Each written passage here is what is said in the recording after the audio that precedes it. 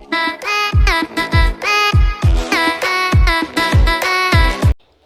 mga ka-brother, so ito nga pala yung una kong video. Ang gagawin natin ngayon ay maghuhugas ng pinggan. So una kong ginawa ay pinaghiwalay ko ang kanin na natitira sa pinggan at binalawan ko ito ng tubig ng maigi.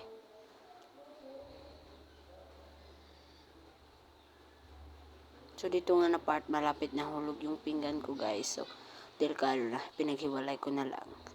So yan, hinugasan ko muna. So binawas ko na yung tubig dyan. So nagkuha ako ng tubig para hugasan ulit ang malaking plato. Nagkuha ulit ng maliit na tubig at nagkuha ng sabon para hugasan ang pinggan. So yan, pinakita ko sa'yo, kinudkod ko muna yung malaking plato kasi may natitirang kanin. So yan, nilagay ko muna doon. Yan, nakakadalawang pinggan na ako guys. So, nakakatatlo na.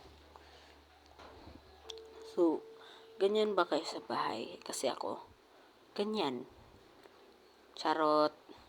So yan, naghugas muna ako ng mga nilagyan namin ng, kapag kami kakain, nilalagyan namin ng suka.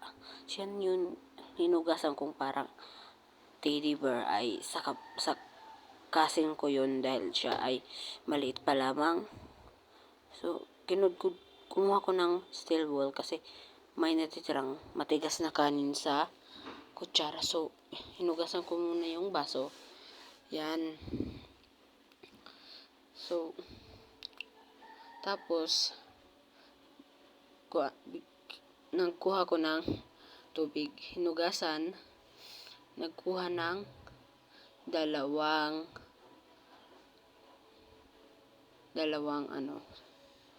tabo ng tubig. So, kinat ko muna guys. So, yan. Binabandawan ko na ang mga nasabunan ko ng plato. Pinggan, plato, pinggan. Yan. Pareha lang yan mga ka-brothers. So, yan. Nakita nyo naman. So, ganyan ko lang yan. Pinaghiwalay ko yung pinggan, baso, at binuhos ko ulit ang tubig. Naglagay ako ng isang tabong tubig. Yan. Pinaglagay ko na sa lalagyan ng plato o pinggan kasi ikapangalawang hugas ng pinggan sa malinis na tubig at wala ng sabon. So yan, pinagkasya ko lang dun sa aming lalagyan kasi maliit. So guys, yan, kinasya ko malaking pinggan. So pumunta muna ako sa lalagyan ng baso. So dun nga guys, pagkuha ko ng plato, mga ka-brother, natapos na akong video. So, ang ginawa ko naman yan, naghugas na aming ketchup, ang hugasan sa aming binugas na tubig ng malinis.